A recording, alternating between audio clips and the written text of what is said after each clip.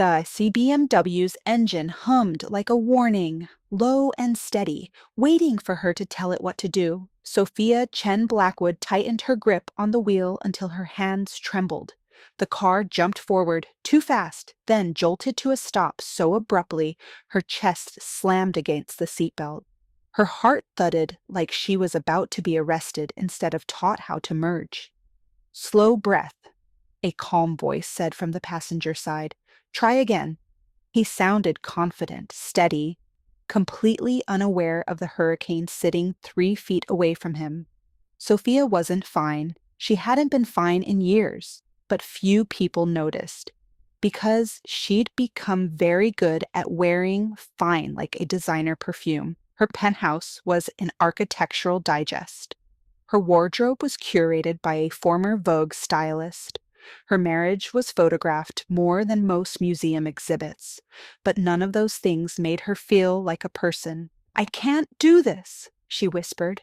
"This was a terrible idea." "Everyone says that their first time behind the wheel," Ethan replied.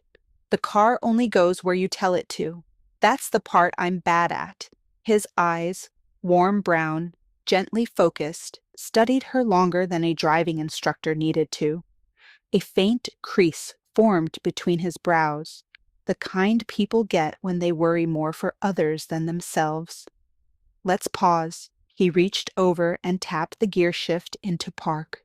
"Talk to me. What brought you here?" Sophia stared at the diamond bracelet circling her wrist, the one her husband had given her last month to celebrate something.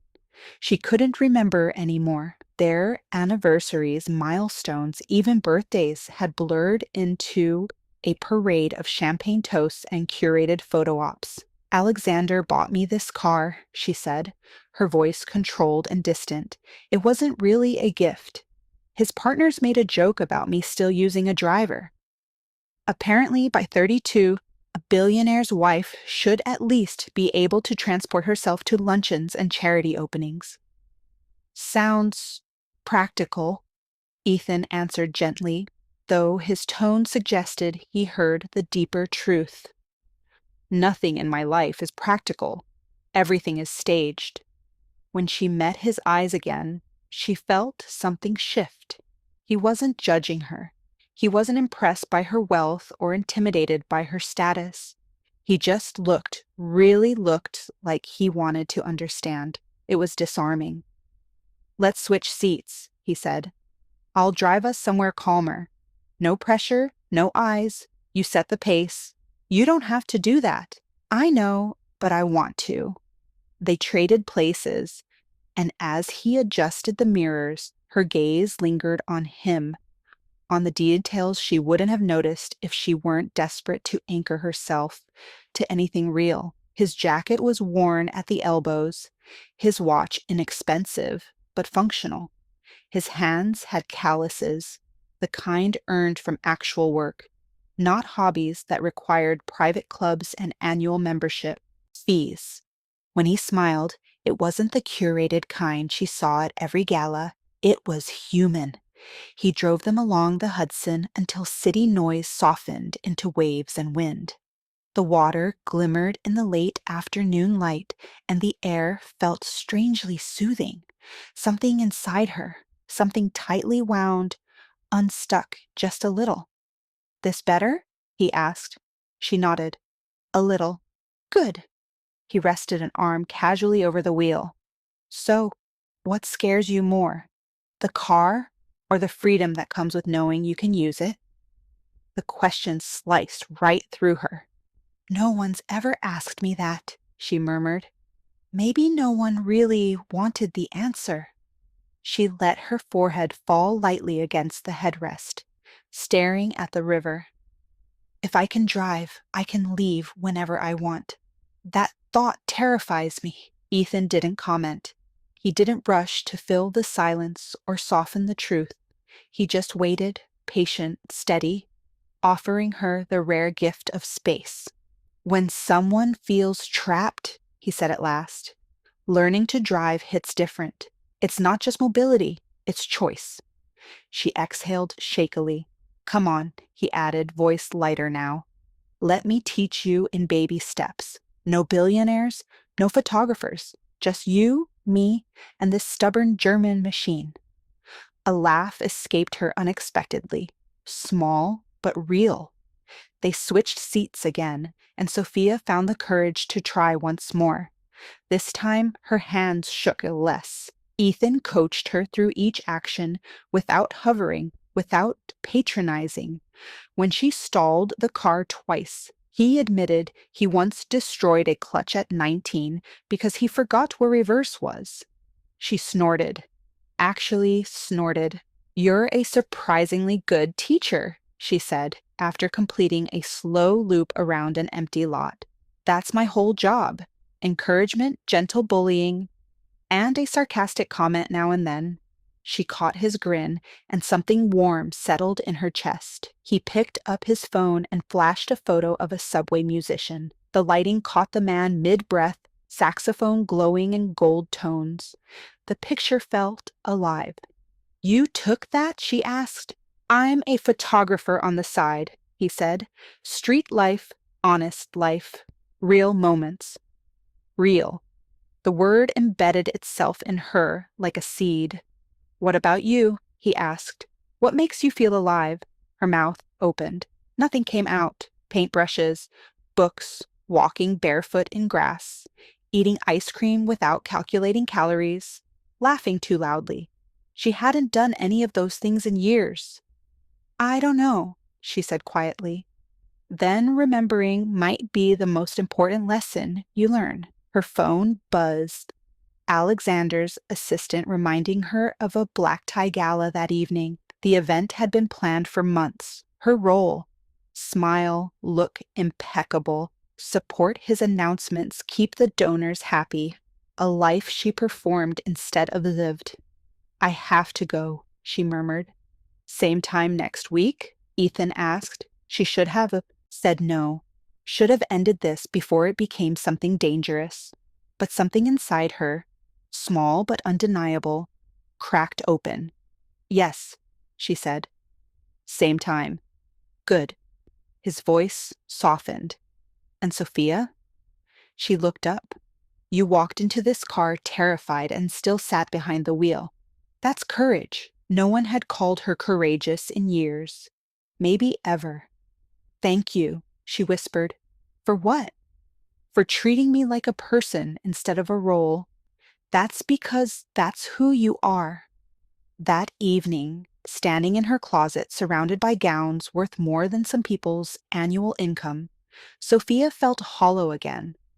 Alexander appeared in the doorway, impeccably dressed, every hair in place. "Wear the blue Valentino. It photographs well." She reached for a simple black dress from her pre-Blackwood life. "Sophia," he warned, "it's just a dress. Nothing in our world is just anything." Her pulse quickened. He held up the Valentino like a uniform. "This is who you are." "No," she murmured. "This is who you need me to be." His eyes hardened. "Don't be unreasonable." She put the blue dress on. Not because she agreed, because she was tired, because fighting the small battles meant she'd have no strength left for the real one forming quietly inside her. At the gala, she played the perfect wife again, smiling on cue, laughing at jokes that weren't funny, acting as polished and hollow as the marble floor beneath her heels. But all she could think about was a parking lot, a hot September breeze, a man who saw her, and for the first time in years, the mask she'd worn began to feel like it didn't fit anymore. Sophia slipped into the car after the gala, her body stiff from hours of smiling. Alexander rested a possessive hand on her thigh, praising her performance as though she'd been part of a script he wrote. She answered with polite nods, her mind drifting to the Hudson River, to a gentle voice telling her she was brave, to the flicker of a version of herself she barely remembered. Later, in their bedroom, Alexander leaned in to kiss her, already unbuttoning his cufflinks. The gesture felt practiced, expected. Sophia forced her body to respond, but inside she went quiet. Like a dimmed light, she lay awake afterward, staring at the ceiling as his breathing deepened beside her. Her chest felt too tight, her life too small, her mask too heavy. Her hand drifted toward her phone almost involuntarily, scrolling without looking for anything specific. And then she found him. Ethan's latest post, a stunning shot of the skyline, washed in sunset gold, captioned with a line that felt like it had been written directly to her. Sometimes you have to get above the noise to remember what beauty sounds like. Her finger tapped like before she realized what she was doing. Panic shot through her and she unliked it quickly. But the damage was done. A message arrived seconds later. Ethan, can't sleep either. The city's loud tonight. Her breath caught. She shouldn't reply. She knew she shouldn't. This was wrong, dangerous, a line she couldn't uncross. Yet her fingers moved. Sophia, it's not the city that's loud. It's the silence. A long pause. 3 dots. Gone. 3 dots again. Ethan, that's the most honest thing I've read all day. See you Tuesday? She stared at the screen, heart pounding. Sophia, Tuesday. She turned her phone face down and closed her eyes, knowing she'd made a choice without fully understanding it. But she felt alive, just a spark, but enough to feel the beginning of something she wasn't ready to name. When Tuesday arrived, she found herself watching the clock all morning, her pulse quickening as each hour passed. Mira, her assistant, noticed instantly. You look happy, Mira said. The lessons must be going well. Sophia hesitated. They are. An understatement so large, it felt like a lie. The moment she slid into the BMW and saw Ethan waiting, something inside her settled.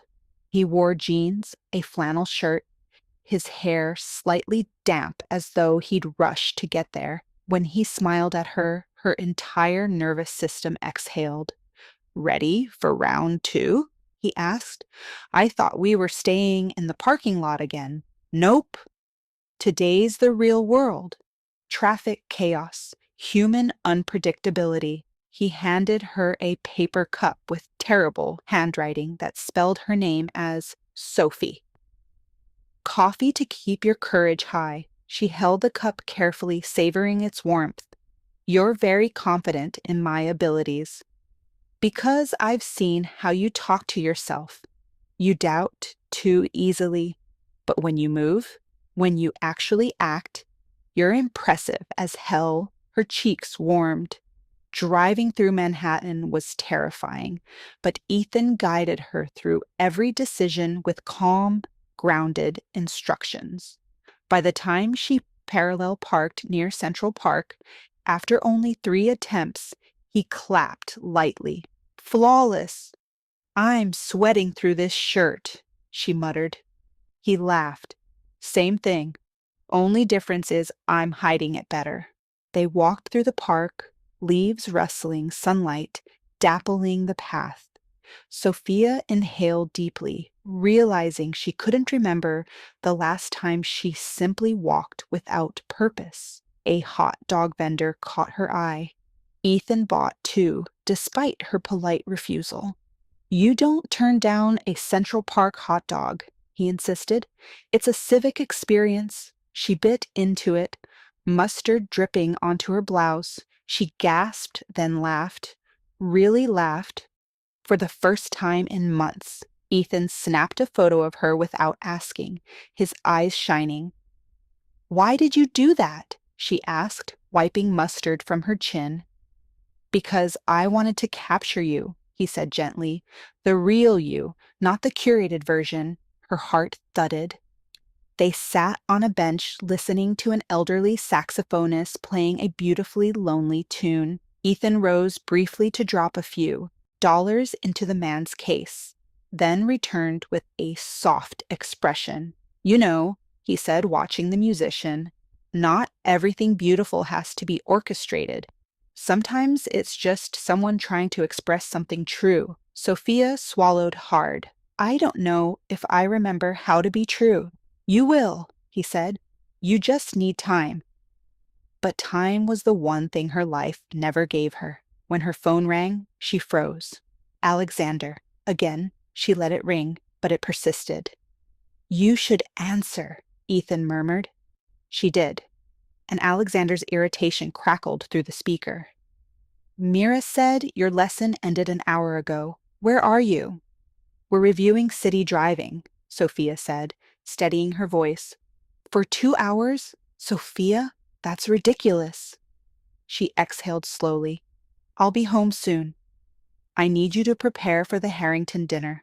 Wear the Chanel. Don't be late. He hung up without waiting for her response. The spell of the afternoon shattered. Sophia felt it physically, like glass breaking. Back at the BMW, neither she nor Ethan moved to get out. Same time next week? He asked softly. Her heart squeezed painfully. I don't know if that's wise. Probably not, he agreed. But is it something you want? Her breath hitched. Yes. His answering smile was soft but electric. Then I'll see you Tuesday.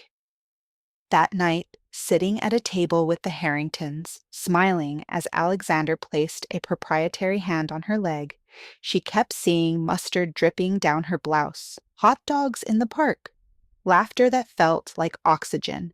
A man who saw her instead of fitting her into a frame. Later, in bed beside a snoring husband, she opened Ethan's Instagram again. His newest photo was of the saxophonist bathed in gold light, and sometimes the most beautiful music comes from the loneliest places. She typed without a hesitation, "Honesty is underrated." The reply came instantly. So is joy. Sweet dreams, Sophia. Her breath caught.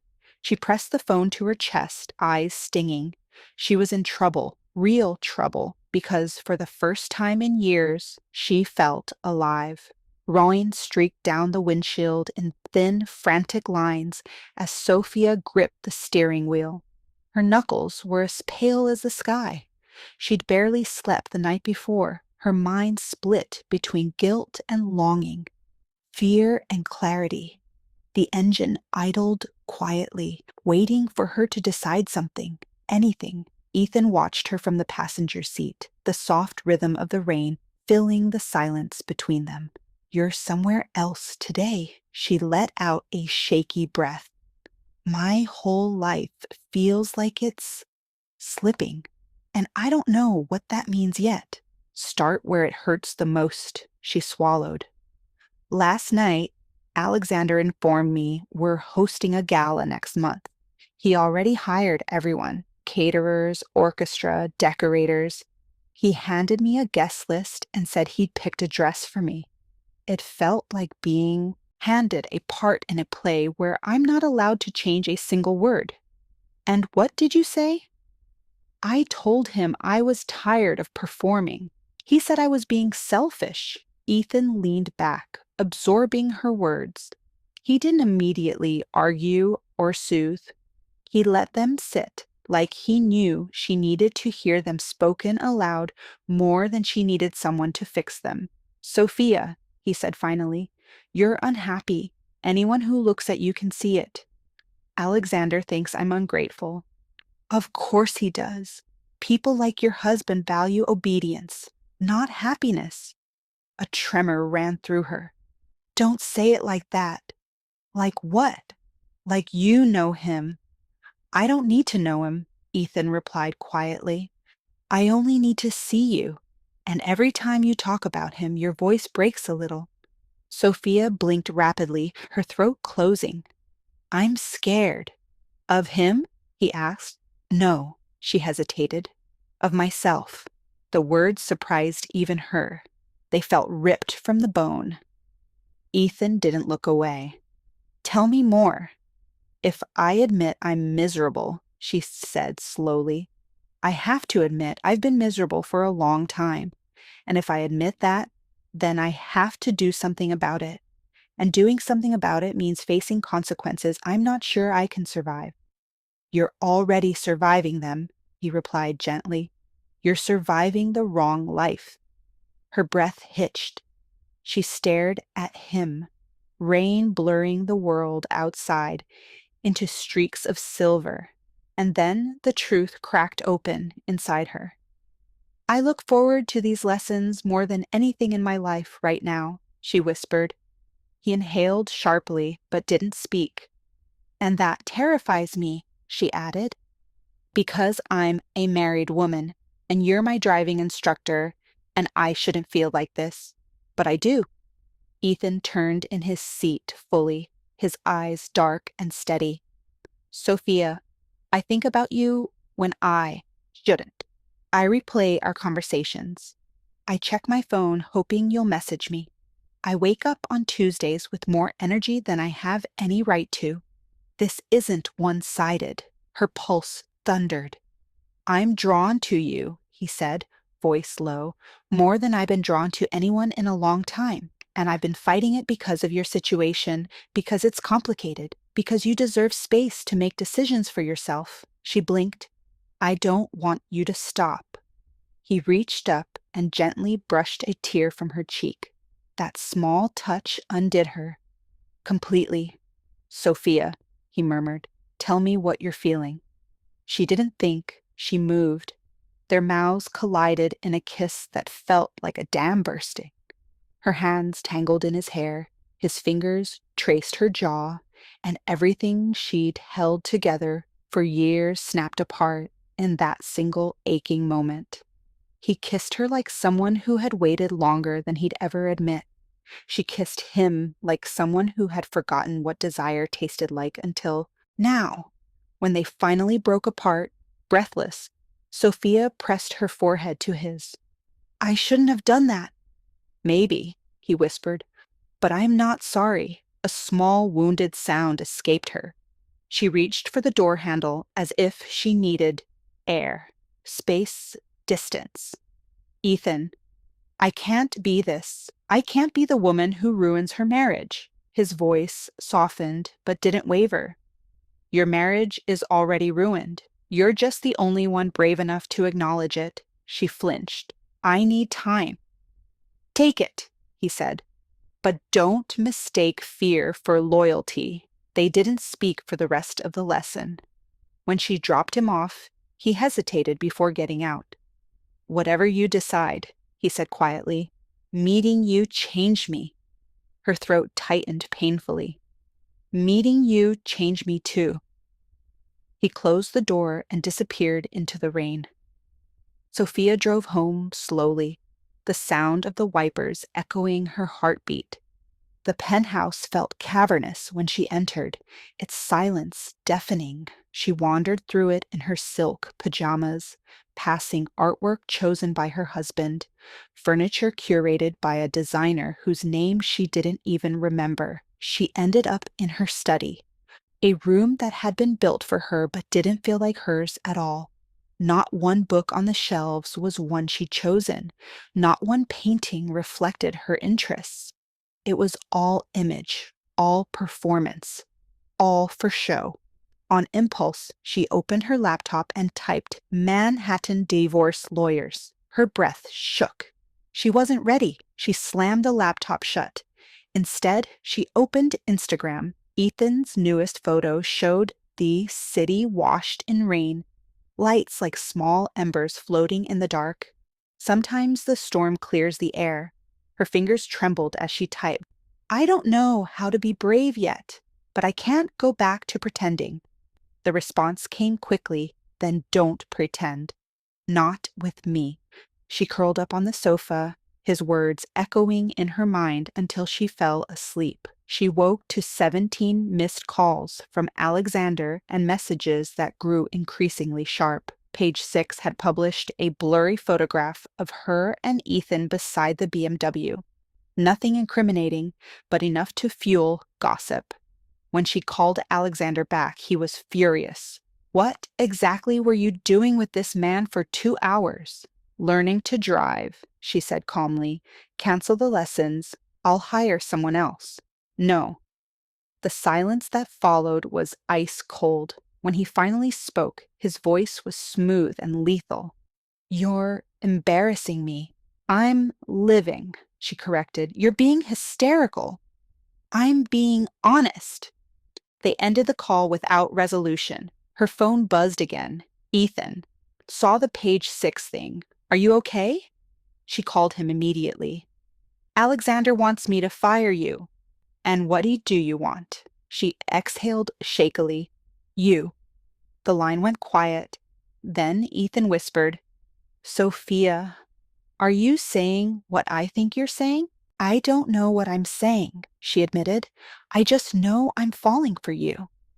"Sophia," he said, his voice breaking slightly, "you don't have to figure this all out today, but I won't pretend this isn't real. I don't want you to." She stayed by the window long after the call ended, staring at the city that suddenly looked too big and too small at the same time. She didn't know what she was going to do, but for the first time, she could feel a direction forming inside her. Faint, trembling, but real, and she knew this. She couldn't go back to living a life where she felt like a decorative object. Something inside her had woken up, something she couldn't put back to sleep. Sophia woke the next morning in a fog. The city outside her window glowed a pale gray, washed clean after the storm. She checked her phone out of instinct and saw a dozen new messages from people she hardly spoke to. Concerned friends, social acquaintances, people who always seemed one step too close when scandal drifted through Manhattan's upper circles. Most were thinly veiled jabs. "Saw the page 6 piece. Everything all right? Is that really your instructor? How unwise. Hope this doesn't complicate things with Alexander." She set the phone down, pulse ticking upward. It hadn't even been 24 hours, and already her world felt as though someone had taken a mallet to the glass walls she lived behind. A knock sounded at her bedroom door. Mira stepped inside with a tablet in hand. "Morning," she said cautiously. "Alexander asked me to check in." Sophia sat straighter. "I'm fine." Mira hesitated. "He said he expects you at the office dinner tonight, and he wants to review the guest list with you this afternoon." Sophia stared at the skyline rather than her assistant. "Tell him I have plans." "Are you sure?" Mira pressed gently. He sounded firm. Sophia finally met her gaze. "Yes, I'm sure." Mira nodded, though her eyes held worry, and slipped out. The moment the door closed, Sophia let out a breath she hadn't realized she was holding. Small choices like this had always felt impossible before. Somehow, this one felt like the beginning of a long-delayed exhale. She dressed simply, jeans and a sweater, a quiet rebellion, and walked out into the city on her own. No driver, no schedule, no expectation. Her feet carried her to a small cafe near the park, a place she'd never visited because it wasn't on the curated list of approved spots. She ordered a pastry and sat by the window, staring at her reflection. She looked younger, not in the sense of age, but in the sense of the girl she used to be. The one who watched sunsets on her apartment roof in Ohio, sketchpad on her knee, believing life would surprise her. Her phone buzzed once more. "Ethan, I'm around the park if you want company." She read it twice before replying. "Meet me by the bridge." He arrived minutes later, hair windswept, camera around his neck. When he saw her, his expression softened in a way that made her chest ache. "You okay?" he asked. "No," she admitted, "but I'm done pretending I am." He fell into step beside her as they crossed the path toward the water.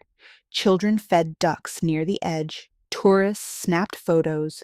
Joggers weaved past. Life moved freely around her. It made the cage of her old routine feel even tighter. "I've been thinking," she said quietly, "about everything. I figured I'm not ready to blow up my life. Not fully. But I can't stay frozen either. Ethan nodded, hands in his pockets. You don't have to decide everything today. Start with one true move. Just one. She stopped walking.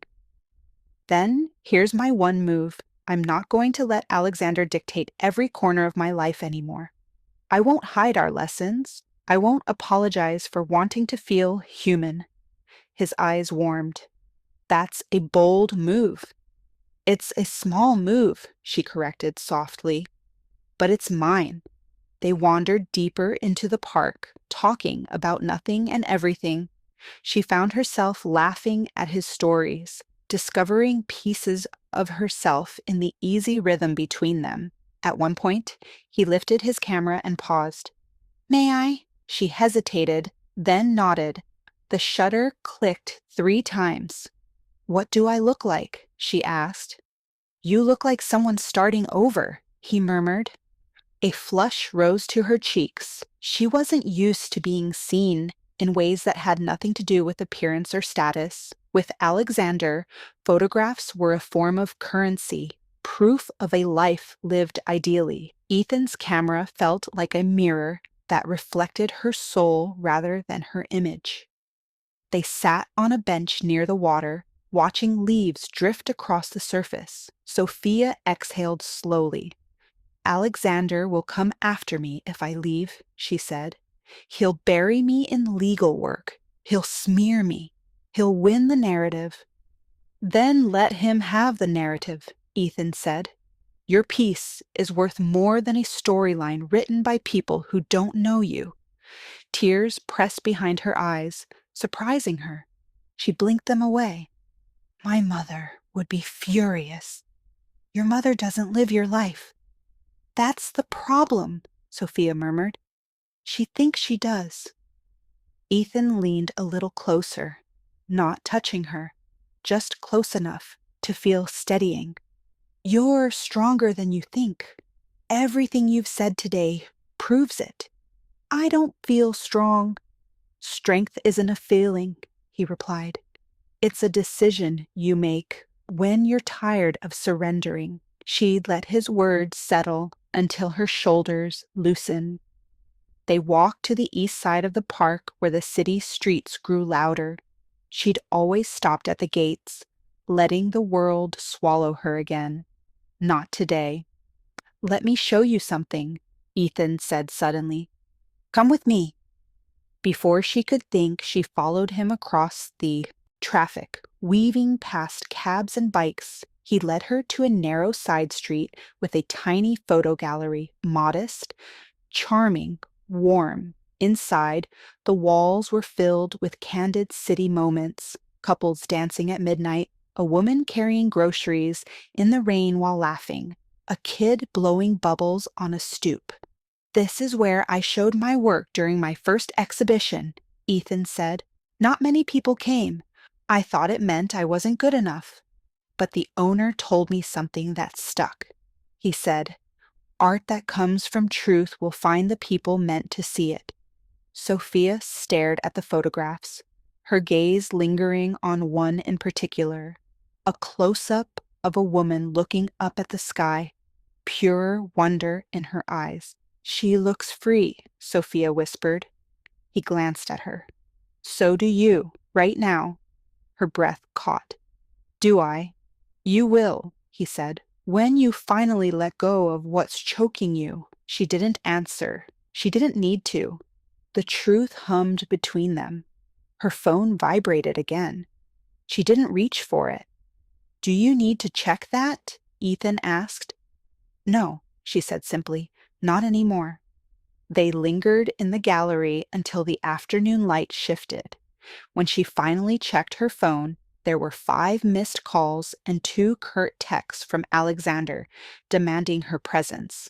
A familiar tightness tried to coil in her stomach, but it faded quickly this time. Do you want to go home? Ethan asked quietly.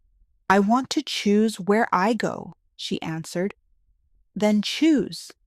She looked back toward the park, the city, the world she'd been orbiting without ever belonging to. Then she looked at the gallery walls, full of strangers living moments that mattered. She finally stepped outside, breathing in the cool air. For once, the breeze felt like a push rather than a pull. "I'm not ready to leave my marriage today," she said. "I'm not. But I'm done living it the way I've been living it." "That's a start," he said warmly. "It's more than a start," she whispered. "It's a direction." Ethan's smile was small but full of something she wasn't used to receiving. Faith. As they parted near the park entrance, his fingers brushed hers for a moment, barely a touch, but enough to send a quiet shiver down her spine. "I'll see you next week," he said. "Tuesday," she replied, her voice steadier than she felt. She watched him walk away, a soft certainty blooming in her chest. For the first time in her adult life, she wasn't drifting. She wasn't performing. She wasn't pretending. She was choosing her path. And the world, impossibly, felt bigger. The next Tuesday arrived with a restless mix of anticipation and fear. Sophia spent the morning pacing her living room, unable to focus on anything. She had canceled 2 meetings, ignored 3 messages from her mother, and silenced every call from Alexander. Her world felt like a tightening thread, and she knew it would soon snap in one direction or the other. When she finally stepped into the BMW, she felt both weightless and heavy, like someone standing on a cliff before the wind decides their fate. Ethan climbed in moments later. One look at her, and he seemed to understand everything without needing a word. "Rough morning?" he asked gently. "Rough week," she admitted. "You're still standing." "Barely." His hand brushed her arm, a fleeting, grounding touch. "You're not alone, Sophia." She took a slow breath. "I need to talk to you about something." "Sure." She gripped the steering wheel even though the car was off. "Alexander knows something's wrong. He's watching me closer, asking questions, pushing. And I feel like I'm coming apart." Ethan leaned back, eyes steady. "Tell me what happened." "He confronted me about the photo in page 6. He didn't shout. He didn't accuse. He said I was being disrespectful. And then he said if I ever embarrassed him again, he'd take everything in the divorce." Ethan went still. "He threatened you?" "In his way, yes." "And what did you say?" "That he could think whatever he wanted, and that I was keeping my lessons." A slow, astonished smile appeared. "You said that to him?" "I did." "That's huge." "It didn't feel huge. It felt like jumping out of a plane without checking the parachute." He reached over and touched her hand, lightly, but with enough warmth to make her feel tethered. "You chose yourself. That's never a small thing." Sophia closed her eyes, letting that truth settle. "Ethan, I'm scared the more I choose myself, the more I'm choosing you," he swallowed. "And that scares you?" "Yes," she whispered. "More than anything." He didn't answer right away. When he finally spoke, his voice was careful. "I don't want you to choose me out of rebellion, or loneliness, or because I represent something different. You don't. I want you to choose me because you want me." She met his eyes, feeling a quiet trembling beneath her ribs. "I do." The air between them shifted, warm, charged, full of possibility. But then her phone buzzed loudly, shattering the moment. A text from Alexander appeared on the screen. "We need to talk. Now." Sophia stared at the message until her vision blurred. "They can't go back home like this. I don't want to hear him twist everything I say." "Then don't go home," Ethan said. "Not yet." "Where would I go?" He held her gaze. "Come with me." Her pulse skipped. She felt the meaning behind those words. He wasn't offering to hide her. He wasn't asking her to run away. He was offering a place where she could breathe before drowning again. "Okay," she said softly. He drove while she sat in silence, the city unfolding through the windows in streaks of steel and light. They crossed into Washington Heights, winding through streets humming with life. Children played on stoops. Someone grilled on a fire escape. Music drifted from an open window. The building they arrived at was old but cared for, warm light glowing behind its brick facade. Ethan led her up 4 flights of creaking steps to his apartment. When he pushed open the door, she felt a wave of something unfamiliar.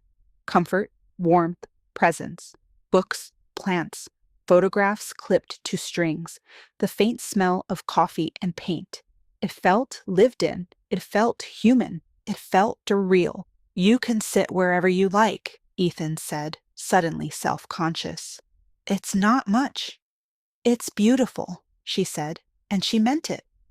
She took in everything: the cluttered desk with developing film, the sagging but welcoming couch, the wall covered with photographs that told 100 tiny stories of the city.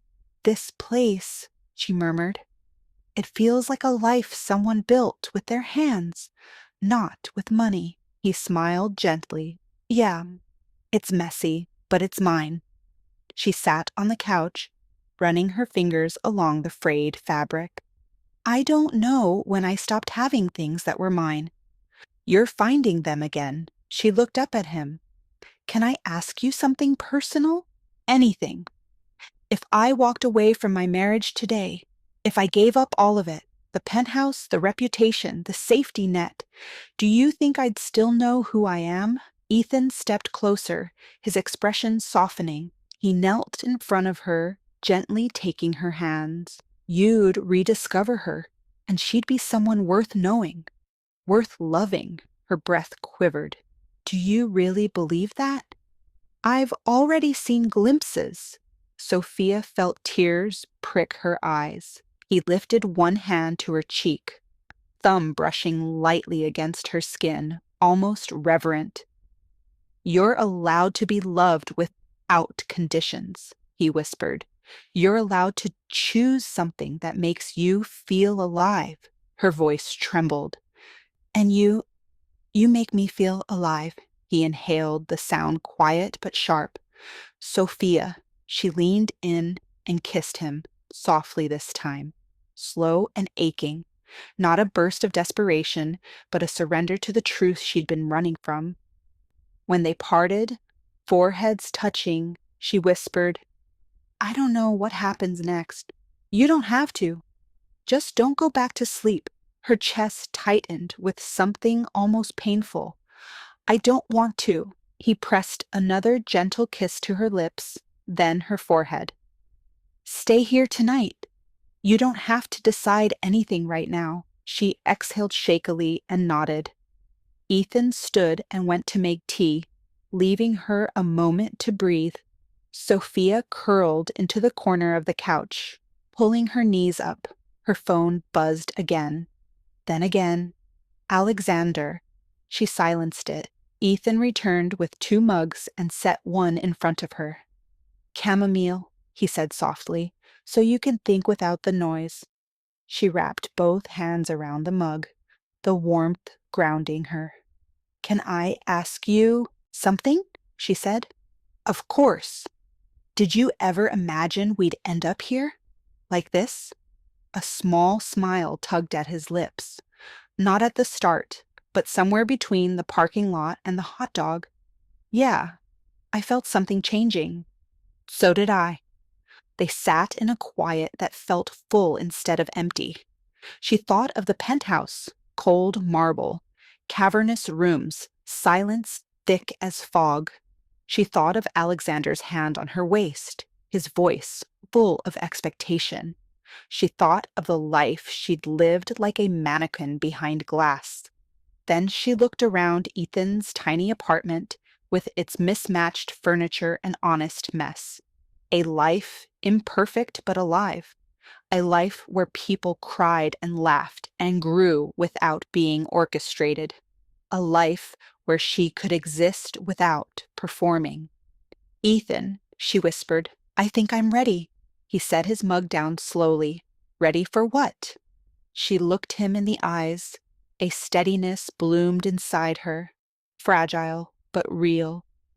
"To stop lying to myself." His breath caught. "And what truth are you choosing?" "That I don't love my husband, and I haven't for a long time, and that staying with him is killing something inside me." He reached for her hands again. "And what about us?" Sophia didn't hesitate. "I want us. I'm scared, but I want us." A softness washed over his face, relief, hope, something like awe. He leaned forward and kissed her again, this time with quiet certainty. When they pulled back, she rested her head on his shoulder. "I need to go home eventually. Pack, think, but tonight, I don't want to be alone." "You're not," he whispered. She stayed in his arms until sleep pulled her under, and for the first time in years, she didn't dream of running. She dreamed of arriving. Sophia woke before Ethan the next morning, curled in the warm corner of his couch, the blanket pulled up to her chin. Light leaked through the curtains in faint ribbons. She lay still, listening to the quiet hum of the apartment, the radiator clicking, a distant car horn outside, the soft rhythm of Ethan breathing in the bedroom. It felt nothing like the marble silence of the penthouse. This warmth, this presence, this gentle life. It wasn't luxury, but it was something she hadn't felt in years. Safety. Ethan stepped into the living room in a t-shirt and worn sweatpants, hair rumpled. He froze when he saw her awake, a small smile pulling at his lips. "Morning," she returned it. "Morning." He came closer and sat at the edge of the couch, hesitant, as though the previous night might vanish if he moved too fast. "How are you feeling?" She exhaled, stretching her legs. "Terrified, strange, lighter." "That sounds right." She sat up, pulling the blanket tighter. "I can't stay here forever." "I know. I have to go home, pack, start the process. If I don't move now, I'll lose my nerve." Ethan nodded slowly. "I'll drive you, but I won't walk. In with you. This is your moment." She swallowed. "I think I need it to be." Before they left, he opened a drawer and handed her a small object, his spare set of keys. "You don't have to take them," he said, "but you can, if you need somewhere to breathe again." Sophia stared at the keys, then curled her fingers around them. "Thank you." The drive to the penthouse felt surreal, the city rolling by in a blur. When they reached her building, she paused with her hand on the door. "You'll be okay," Ethan said softly.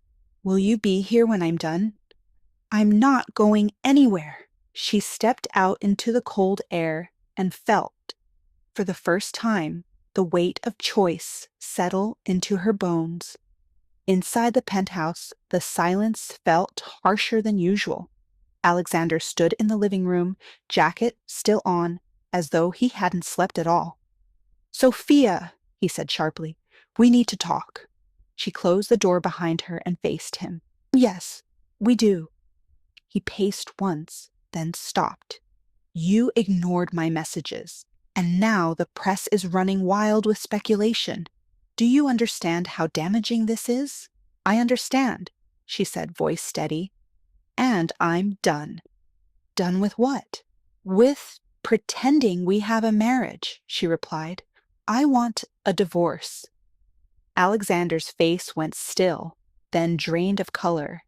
"You're distraught. That man has filled your head with nonsense. This is exactly why you shouldn't mix with people outside our circle." "This has nothing to do with him," she said honestly. "This is about me, and how miserable I've been. Miserable. I've given you everything." "No," she said quietly. "You bought everything. There's a difference."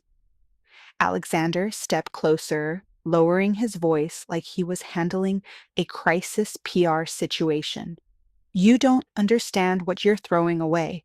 Without me, your life will be hers, Sophia cut in. It will be mine.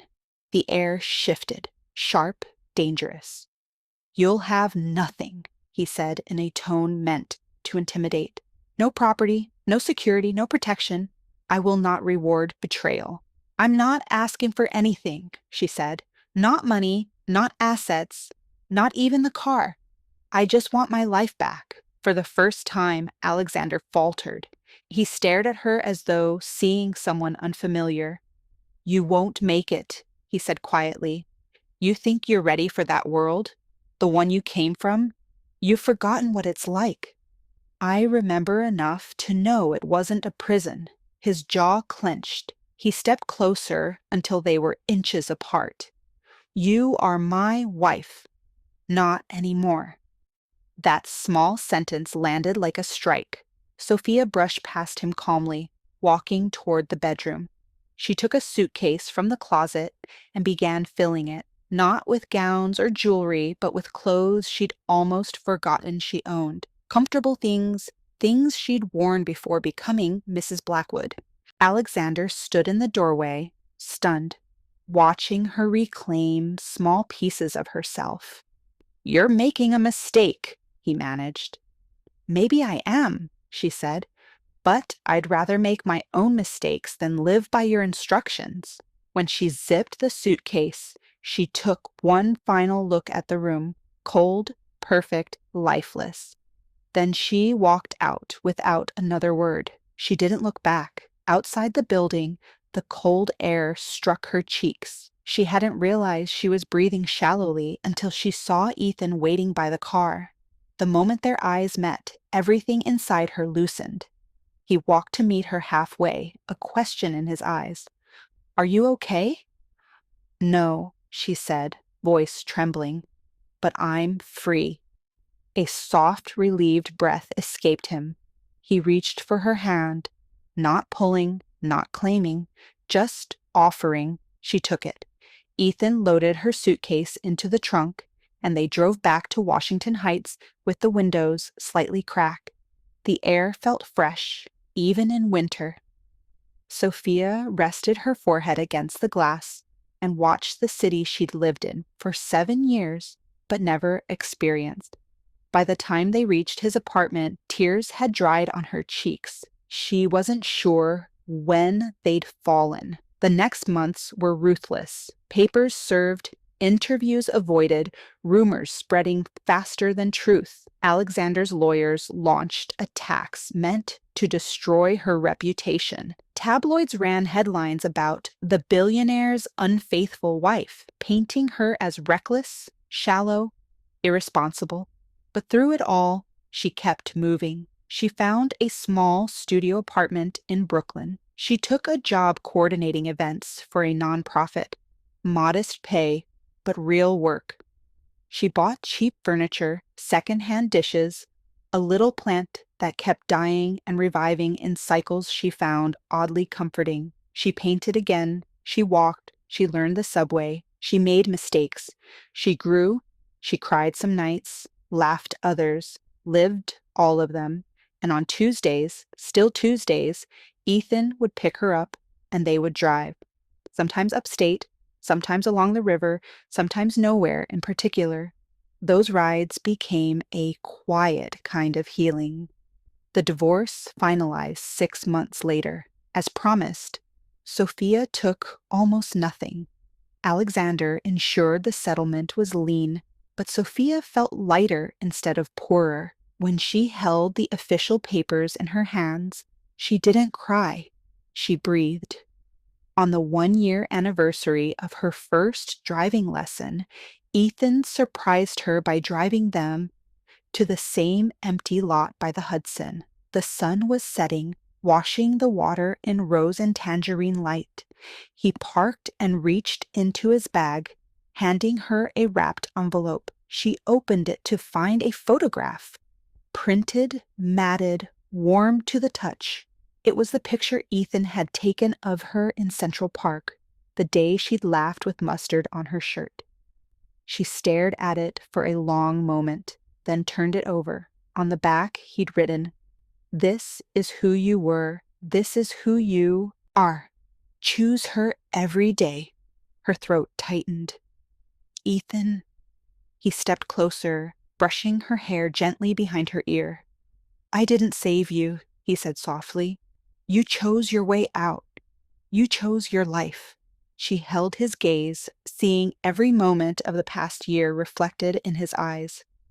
"But you reminded me I still had one." He kissed her, slow, certain, steady. Not like the first kiss, full of fire and fear, but like something that had chosen to stay. When they pulled back, he rested his forehead against hers. "Where to next?" he whispered. Sophia looked at the open road ahead, the river shimmering beside it, the sky wide and waiting. "I don't know," she said, smiling. "But this time, I want to drive." He stepped back, gestured grandly toward the driver's seat. "Then take the wheel." She slid into the seat, heart thrumming, hands steady. Ethan climbed in beside her. She started the engine, not with panic, not with fear, but with a quiet courage she had grown herself. The car hummed forward, smooth and sure. For the first time, the road didn't feel like escape. It felt like possibility. She drove into the sunset with the man who saw her, but more importantly, with the woman she finally became. And she didn't look back.